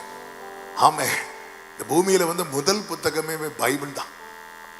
ஆதியிலே வார்த்தை இருந்தது. இந்த வானமும் ஒளிந்து போகும், இந்த பூமியும் ஒளிந்து போகும். இதுல இருக்கிற ஒரு உறுப்பு கூட நிறைவேறாமல் போகாவே போகாது, நிச்சயம் நிறைவேறும். இதை எத்தனையோ பேர் அழிக்க நினைத்தார்கள். அழிக்க நினைத்தவர்கள் தான் அழிந்து போனார்களே தவிர வசனத்துக்கு ஒரு உறுப்பு கூட. நீங்க போன் வச்சிருக்கிறீங்க, எல்லாருமே ஆண்ட்ராய்டு போன், ஆப்பிள் போன் தான் வச்சிருக்கிறீங்க. எந்த ஒரு ஆப் நீங்க இன்ஸ்டால் பண்ணாலும் 6 monthsக்கு ஒன்ஸ் ஆகுது அப்டேட் கேட்டு கொடுத்துட்டே இருக்கும். நீங்க அப்டேட் கொடுத்துட்டே இருக்கணும். 2 மாசத்துலயே அது பழைய வருஷன் ஆயிரும். திருப்பி திருப்பி அப்டேட் கொடுத்துரு. எவ்வளவு நல்ல புதுசா ஆப் கண்டுபிடிச்சாலும் நீங்க அப்டேட் கொடுத்துதான் ஆகணும். ஆனா இந்த கரண்ட் கண்டுபிடிக்கிறதுக்கு முன்னாடி, இந்த பூமியில மனுஷன் எல்லாத்தையும் கண்டுபிடிக்கிறதுக்கு முன்னாடி பைபிள் எழுதப்பட்டிருக்கிறது. இன்னைக்கு வரைக்கும் அப்டேஷன் தேவையில்லாத ஒரே புத்தகம் பைபிள். ஏன்னா இதுல இருக்கிற வார்த்தையில் ஜீவன் இருக்கிறது. எனவேதான் அந்த வேதத்தை நேசிக்கிறது. இதுல இருக்கிற ஒரு வார்த்தை போதுங்க. கர்த்தர் ஒரு வார்த்தையை மட்டும் நம்ம வாழ்க்கையில் அனுப்பிட்டார்னு வைங்களேன், எந்த வல்லமைக்கும் நிற்க முடியாது. யார் வாழ்க்கையில வார்த்தை இருக்கிறதோ அவங்க வாழ்ந்து கொண்டிருப்பார்கள், அவர்கள் வளர்ந்து கொண்டே இருப்பார்கள், அவர்கள் நிலை நிற்பார்கள். எனவேதான் பவுல் சொல்லுகிறார், இந்த விலையேறப்பட்ட பொக்கிஷத்தை இந்த மண்பாண்டத்தில் பெற்றிருக்கிறோம், ஆகையால் நாங்கள் சோர்ந்து போக மாட்டோம், எப்பக்கம் நெருக்கப்பட்டு நாங்கள் ஒடுங்கி போக மாட்டோம். இன்னைக்கு பைபிள் வந்து படிக்கிறதுக்கு எடுக்கிறாங்களோ இல்லையோ, பில்லோ கீழே வைக்கிறதுக்கு எடுக்கிறாங்க. ஆமென். பிள்ளைக்கு தொட்டில்ல வைப்பாங்க, ஆமே, அவங்க கட்டில்ல வைப்பாங்க. ஆனா வாழ்க்கையில இருக்காது. பைபிள் படிக்கிறது ஏதோ ரொம்ப கடினமா இல்ல. உங்க லைஃப்ல வேர்ட் இல்லைன்னு நீங்க தோத்துருவீங்க. வார்த்தை இல்லைன்னா சத்துரு உங்களை பிடிச்சிட்டான்னு அர்த்தம். இயேசுவை பிசாசானவன் சோதிக்க வந்த போது இயேசு வார்த்தையை வைத்துதான் அவரை விளக்குகிறார், வார்த்தையை வைத்துதான் ஜெயிக்கிறார். வார்த்தை இல்லாதவன் பிசாசு கிட்ட தோற்றுவான். எதுக்கு இந்த இப்படி செலவு பண்ணியெல்லாம் எதுக்கு வசனம் பேச இவ்வளவு காரியங்கள் ஒழுங்குபடுத்தப்படுகிறது தெரியுமா? இந்த வசனம் உங்க வாழ்க்கையில இருந்து நீங்க ஜெயிச்சிருவீங்க. வார்த்தை வேணும். ஆண்டவர்கிட்ட கேட்கணும் டெய்லி. வேதத்தை எடுக்கும் போது என்கிட்ட பேசுங்கப்பா. தாவீது சொல்லுகிற, நான் உமக்கு விரோதமாய் பாவம் செய்யாதபடிக்கு உடைய வாக்கு என் இருதயத்தில் வைத்து வைத்து வைத்து வைத்தேன். வச்சுட்டே இருக்கிறான் இருதயத்தில். அது அவனை ஜெயிக்க வச்சுட்டே இருக்கு. யாராலும் வீழ்த்த முடியாத கோலியாத்தை தாவீது வீழ்த்துகிறான். யாராலும் செய்ய முடியாதது அந்த சிறுவன் செய்கிறான், அந்த இளைஞன் செய்கிறான். ஏன்னா அவன் வாழ்க்கையில வார்த்தை இருக்கிறது. வார்த்தை அனுப்பி விடுதலை கொடுக்கிறார். 12 வருட பெரும்பாடுள்ள ஸ்திரீ, ஒரு மருத்துவராலும் அவளை குணமாக்க முடியவில்லை. அவளுக்கு ஒரு செய்தி வருகிறது, இயேசு வந்திருக்கிறார். க்ளோரி. அவளுடைய ஃபெய்த் என்ன தெரியுமா? நான் கிட்ட போய் அவரை தொடுவேன், அவருடைய வஸ்திரத்தை ஆகிலும் தொட்டா நான் சுகமாகுவேன். நல்லா புரிந்து கொள்ளுங்க, எல்லாருக்குமே ஒரே டைப் விசுவாசம் இருக்கணும்னு அவசியம் கிடையாது. 100க்கு அதிபதியின் விசுவாசம் என்ன? நீர் ஒரு வார்த்தை சொன்ன போதையும் வேலைக்காரன் சுத்தமாகும். இவளுடைய விசுவாசம் என்ன? நான் வஸ்திரத்தை தொட்டு சுகமாகும். எவீருவனுடைய விசுவாசம் என்ன? நீங்க எங்க மகன் மேல கை வச்சீங்கன்னா அவ பிழைப்பான். நம்ம எல்லாருக்குமே ஒரே டைப் விசுவாசம் இருக்கணும்னு அவசியம் கிடையாது. ஆனா நம்முடைய விசுவாசம் கர்த்தர் மேல வைத்திருப்போம் என்றால் அந்த விசுவாசத்தை நிச்சயம் கர்த்தர் கனம் பண்ணுவார். இந்த 3 விசுவாசத்தையும் கர்த்தர் கனம் பண்றார். அவ என்ன பண்றா தெரியுமா? நெருங்குகிறாள், கிட்ட நெருங்குறான், நெருங்கி போய் தொடுறான். எனக்கு ஆச்சரியமான ஒரு காரியம் என்ன தெரியுமா? கர்த்தர் பழைய ஏற்பாட்டில் சீனாய் மலையில இறங்குவார் பாருங்க. இறங்கும் போது மோசே கிட்ட சொல்லுவார், எல்லையை போடு. ஏன்னா அவ்வளோ வல்லமை உள்ள கர்த்தர் இறங்குறார். அப்படி இறங்கும் போது அந்த எல்லையில யார் கால் வச்சாலுமே செத்துருவாங்க. ஏன்னா அந்த வல்லமைக்கு முன்னாடி யாருக்குமே நிற்க முடியல. அப்படிப்பட்ட தேவன் எல்லாவற்றையும் விட்டு இறங்கி வந்த போது 12 வருட பெரும்பாடுள்ள ஸ்திரீ சொல்றா, நான் நெருங்கி போவேன், நான் தொடுவேன், சாகிறதுக்கல்ல வாழ்வதற்கு. கல்வாரி சிலுவையிலே மாம்சமாகிய திரையை அவர் கிழித்து ஒரு புதிய மார்க்கத்தை உண்டு பண்ணி இருக்கிறார். எதற்கு தெரியுமா? தள்ளி நின்று பார்ப்பதற்கல்ல, நெருங்கி வந்து தொடுவதற்கு. யாரா இருந்தாலும் இயேசுவினிடத்தில் நெருங்க முடியும். யாராயிர் தீட்டுள்ளவன் என்று தள்ளாத ஒரே தெய்வம் நாம் ஆராதிக்கிற நம் ஆண்டவராகிய இயேசு கிறிஸ்து. ஆமென் சொல்லுங்க பார்க்கலாம். ஒருவராலும் கூடாதது தேவனாலே கூடும். 3ஆவதாக, தருணத்தை தவற விடாதே. இந்த வாலிபன் இந்த தருணத்தை தவற விடவில்லை. நான் ஏற்கனவே சொன்னது போல இந்த 6000 பிசாசுகளும் நிச்சயமாய் அவனை இயேசுவினிடத்தில் நெருங்க விட்டிருக்காது. ஆனாலும் அதை தாண்டி போய் அவர் பாதத்தில் விழுகிறான், சுகம் கிடைக்கிறது. இந்த பெரும்பாடுள்ள ஸ்திரீயை பாருங்கள், அவ்வளவு கூட்டத்தின் நடுவில் போறான். எத்தனை பேர் அவளை திட்டி இருப்பாங்க, யாரும் இடையில வந்துட்டு இல்ல. அதெல்லாம் தாங்கி தாங்கி தாங்கி தாங்கி ஃப்ரெண்ட்ல போறா, போய் தொட்டு சுகம் கிடைக்கிறது. பர்திமேயும் பாருங்க, அவன் இயேசுவேன்னு கூப்பிடும் போது எல்லாரும் அவன் அதட்டுனாங்க, சத்தம் போடாதேன்னு சொன்னாங்க, ஜெபிக்காதேன்னு சொன்னாங்க. அதை அவன் பொருட்படுத்தல. அவன் இன்னும் அதிகமா இயேசுவே என்று கூப்பிட்டான். இந்த ராத்திரி வேளையில கர்த்தர் தருகிற தருணத்தை தவற விடாதீங்க. நாளைக்கு நாளைக்கு நாளைக்கு என்று பார்த்து கொள்ளலாம் என்று இருக்காதீங்க. ஒரு நாள் பிறப்பதையே நீ அறியாயே. தருணத்தை தவற விடாதீங்க. எல்லாருக்கும் இது அநேக தருணங்களில் ஒன்றா இருக்குமா என்று கேட்டால் இல்லை. நேற்றை கண்ட எத்தனை பேர் இன்னைக்கு காணவில்லை, இன்று காண்கிற எத்தனை பேர் நாளைக்கு இருப்போன்னு தெரியாது. பழைய ஒரு பாடல் உண்டு, போனராவினில் ஜீவித்தோர் பலர் பூமி விட்டுமே போய்விட்டார், என்றாலும் நமக்கு இந்த நாளையும் தந்த நேசரை துதிப்போம். உண்மையில இயேசுவை சொந்த இரட்சகராய் ஏற்றிருக்கிறோமா? ஆண்டவரிடத்தில் இருக்கிறோமா? தேவனோடு நல்ல ஐக்கியத்தில் இருக்கிறோமா? அந்த ரட்சிப்பை பெற்றிருக்கிறோமா?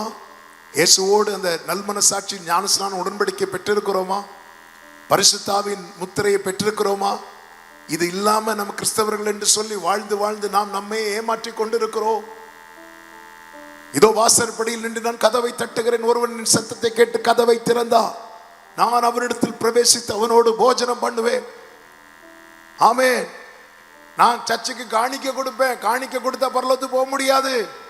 இயேசுவை ஏற்றுக்கொண்டால் மட்டும்தான் பரலோகத்துக்கு போக முடியும். உங்க வாழ்க்கையில இயேசு இருக்கிறாரா? உங்க வாழ்க்கையில உங்க பர்சனலா சொல்ல முடியுமா, என் வாழ்க்கையில் இயேசு இருக்கிறார் என்று? அப்படி இருக்கிறார்னா நீங்க ரட்சிக்கப்பட்டவர்கள். அப்படி இல்லைன்னா நீங்க இன்னும் ரட்சிக்கப்படல. இயேசு எனக்குள்ள வரணும், என்ன செய்யணும்? இயேசுவை வருந்தி அழைக்கணும், விரும்பி அழைக்கணும். இயேசுவே எனக்குள்ளே வாரும். இயேசு அதை விரும்புகிறார். சகைவே, நான் உன் வீட்டில் வந்து தங்கணும். சகைவே, சகைவு இயேசுவை அழைத்து கொண்டு போகும்போதே சகைவுக்கு நெஞ்செல்லாம் குத்துது. இயேசுவோடு இருக்க இருக்கதான் நம்முடைய நிலை உணரும், நம்ம யார் என்பதை உணர்வோம். அவன் சொல்ற, ஆண்டவரே, நான் யார்கிட்டையாவது அநியாயமா வாங்கின நாளத்தை நான் கொடுத்துறேன், என் ஆஸ்தியில பாதியை விட்டு ஏழைக்கு கொடுக்கிறேன். என்ன ஒரு மாற்றம் பாருங்கள். இயேசுவோடு இருக்கிறவனுடைய வாழ்க்கையில் மாற்றம் உண்டாகும். ஆமே. தருணத்தை தவற விடாதீர்கள். இந்த யவீருவை பாருங்க, அவன் ஒரு ஜெபாலய தலைவர். அவ்வளோ கூட்டத்தின் நடுவில் இயேசுவின் பாதத்தில் விழுந்து கண்ணீரோடு ஜெபிக்க அவன் தயங்கல்ல. இந்த சான்ஸை விட்டா என் பிள்ளைய நான் இழக்க வேண்டி வந்துடும். யார் என்ன நினைச்சா என்ன, யார் என்ன சொன்னா என்ன, ஒரு தலைவனா இருந்துட்டு காலில் விழுந்து கிடக்கிறான் பாரு, அதெல்லாம் எனக்கு மேட்டரே கிடையாது. இந்த தருணத்தை நான் இழக்க கூடாது. தருணத்தை தவற விடாதிருங்கள். நான்காவதாக, கர்த்தர் செய்ததை மறைக்காதே. இந்த வாலிபன் என்ன செய்தான் தெரியுமா? அந்த ஊர் ஃபுல்லா கர்த்தர் செய்ததை சொல்ல ஆரம்பித்தான். அரக்கோணம் பட்டணத்துல இந்த சத்தத்தை கேட்கிற அன்பு சகோதரா சகோதரி, உன் வாழ்க்கையில கர்த்தர் செய்த நன்மைகளை நீ எத்தனை பேர்ட்ட சொல்லி இருக்கிற? இந்த பெரும்பாடுள்ள ஸ்திரியை பாருங்க, சுகம் வாங்கிட்டு திருப்பி போலான்னு பார்த்தா கர்த்தர் விடல, எல்லாருக்கும் முன்னாடி சொல்ல வைக்கிறான்.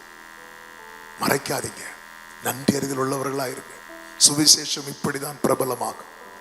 எல்லாருக்கும் இந்த ஸ்டேஜ் இல்லை இல்லை இல்லை இல்லை. டெய்லி பேசுறவங்க பழகுறவங்க இருப்பாங்கல்ல, அவங்க கிட்ட சொல்லி இருக்கிறீங்களா? அவங்க கிட்ட இயேசு உங்களுக்கு செய்தது சொல்லி அது எப்படி பிரதர் சொல்ல முடியும்? வாழ்க்கையில் நான் அவ்வளோ பிரச்சனை, அவ்வளோ போராட்டம் சந்திக்கிறேனே, அப்போ எப்படி சொல்லலாம்?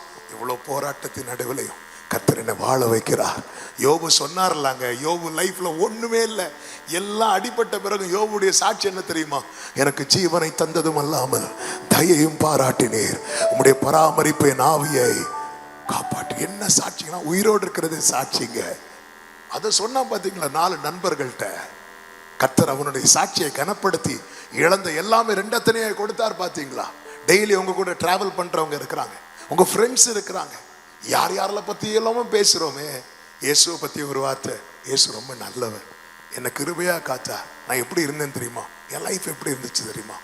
ஒரு விஷயம் புரிந்து கொள்ளுங்கள். இந்த பூமியிலே ஆண்டவர் சொன்னார், என்னை எவன் அறிக்கை இடுகிறானோ அவன் பெயரை நான் பரலோகத்தில் அறிக்கை இடுவேன்.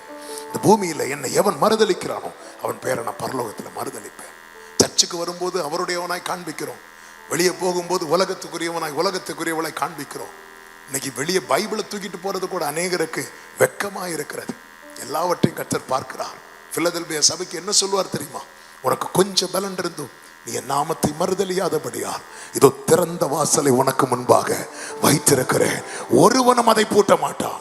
இயேசுவை மற்றவர்களுக்கு அறிமுகப்படுத்துங்கள், உங்கள் தலைமுறைகள் வாழ்ந்திருக்கும்படிக்கு கர்த்தர் உங்களை ஆசீர்வதிப்பார். அவர் செய்ததை மறைக்காதே. 5வது ஒரு காரியத்தை சொல்லி நான் ஜெபிக்க விரும்புகிறேன். மார்க்கு சுவிசேஷம் 5வது அதிகாரம் அதனுடைய 35, 36 வசனங்களை வாசியுங்கள். அவர் இப்படி பேசிக் கொண்டிருக்கையில் ஜெப ஆலய தலைவனுடைய வீட்டிலிருந்து சிலர் வந்து, உம்முடைய குமாரத்தை மரித்து போனால் இனி ஏன் போதகரை வருத்தப்படுத்துகிறீர் என்றார்கள். அவர்கள் சொன்ன வார்த்தையை இயேசு கேட்டவுடனே ஜெபாலய தலைவனை நோக்கி, பயப்படாதே, விசுவாசம் உள்ளவனாய் இரு. 5வது சொல்லுகிற காரியம் இதுதான். எத்தனை எதிர்ப்புகள் சூழ்நிலை எல்லாம் எதிரானாலும் உன் விசுவாசத்தை விட்டு விடாதே. காரணம், இப்பொழுது நீ தனியாக பயணிக்கவில்லை, உன்னோடு கூட யார் இருக்கிறார் தெரியுமா? இயேசு இருக்கிறார். அவர் யார் தெரியுமா? மரணத்தை ஜெயமாய் விளங்கினவர். எனவேதான் யோபு பாருங்கள், எல்லாம் இழந்து தன் கையில ஒரு துண்டு ஓட எடுத்து வச்சுட்டு அவன் என்ன சொன்னான் தெரியுமா? ஆமென். எனக்கு குறித்திருக்கிறதை அவர் நிறைவேற்றுவார். என் மீட்பர் உயிரோடு இருக்கிறார். அவர்கள் வந்து எவர்கிட்ட என்ன சொல்றாங்க? உம்முடைய மகள் மரித்து போய்விட்டாள் என்று. இயேசு என்ன சொல்றார்? பயப்படாத, விசுவாசம் உள்ளவனாயிரு. அதன் அர்த்தம் என்ன? நான் உயிரோடு இருக்கிறேன். பவுல் சொல்லுகிறார், இயேசு மரித்து உயிர் தெழாவிட்டால் நம்முடைய விசுவாசம் வீணா இருக்கும். இயேசு உயிரோடு இருக்கிறார் நம்புறவங்க சத்தமா ஆமென் சொல்லுங்க பார்க்கலாம். அப்படி என்றால் உங்கள் விசுவாசம் வீண் போகாது, உங்கள் நம்பிக்கை வீண் போகாது. நிச்சயமாய் முடிவு உண்டு. அவர் யார் தெரியுமா? இருக்கிறதை எடுத்து தருகிறவர், இல்லாததை உருவாக்கி தருகிறவர். ஆமே. பேதுரு வலை போடும் போது அங்க ஒண்ணுமே கிடையாது. கர்த்தர் வரவழைத்தான். இல்லாததை உருவாக்கி கொடுக்கிறவர். வனாந்திரத்தில் ஜனங்கள் திரளா இருந்த போது என்ன இருக்குன்னு கேட்டார். 5 அப்போ இருக்கு, எடு. அதை எடுத்து பெருக பண்ணி கொடுக்கிறார். ஆண்டவருடைய செயல்கள். அவரால் ஆண்டவர் அதான் கேட்கிறார் எரேமியாவை கொண்டு, என்னால் செய்யக்கூடாத அதிசயமான காரியம் ஒன்று உண்டோ என்று கேட்கிறார். இல்லாண்டவர் ஒண்ணுமே இல்லை. எதுங்க கர்த்தருக்கு கடினமான காரியம்? எல்லாவற்றையும் சிருஷ்டித்தாரே. ஒருவராய் வானங்களை விரித்தாராம் அவர். நம்ம பெட்ஷீட்டை கூட போடுறதுக்கு 2 பேர் வேணும். ஆமே. அவர் ஒருவராய் வானத்தை விரித்தவர். விசுவாசத்தை விட்டுறாதீங்க. இந்த ராத்திரி வேளையில எனக்கு கேட்கிற ஒவ்வொருவருக்கும் சொல்லுகிறேன், நீங்க ஆண்டவரிடத்துல வைத்த விண்ணப்பங்களுக்கு பதில் உண்டு. உங்க விசுவாச அறிக்கைக்கு பதில் உண்டு.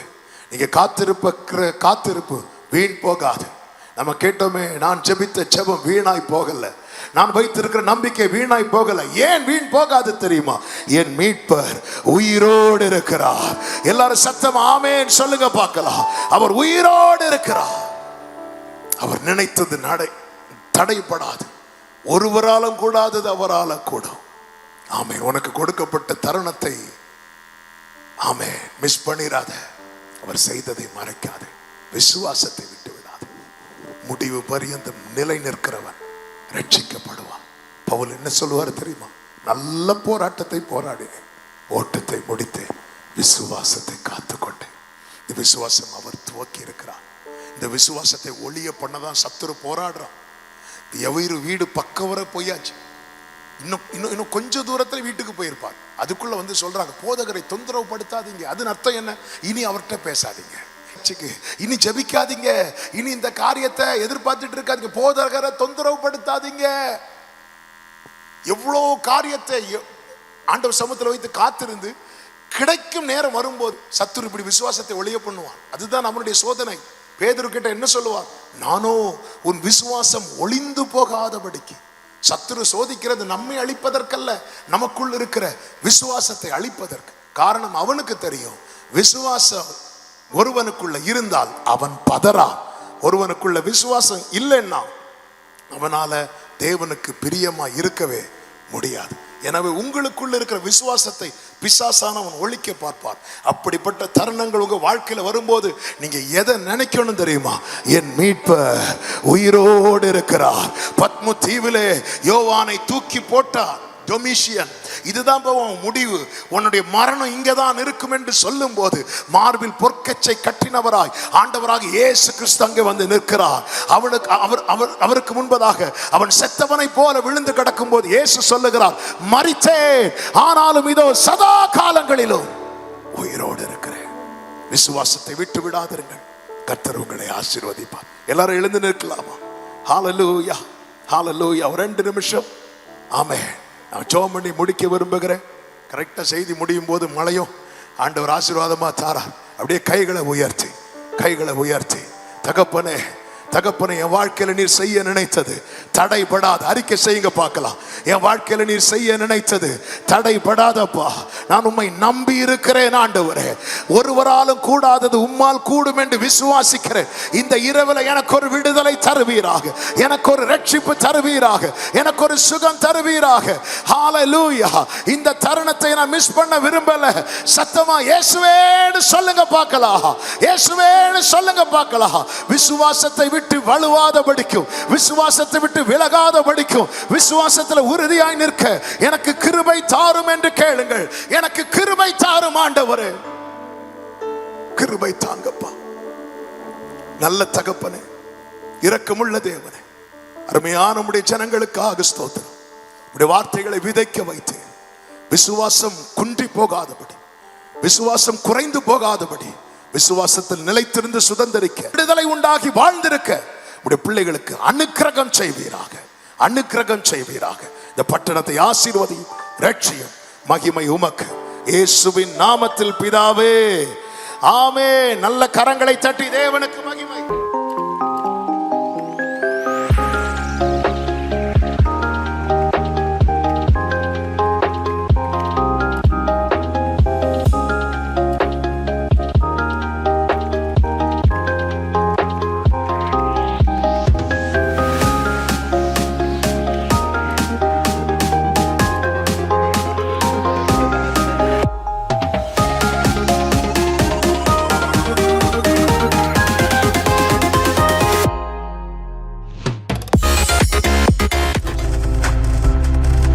நீங்கள் பார்த்துக் கொண்டிருப்பது உங்கள் ஜாய் டிவி. உங்கள் துக்கம் சந்தோஷமாய் மாறும்.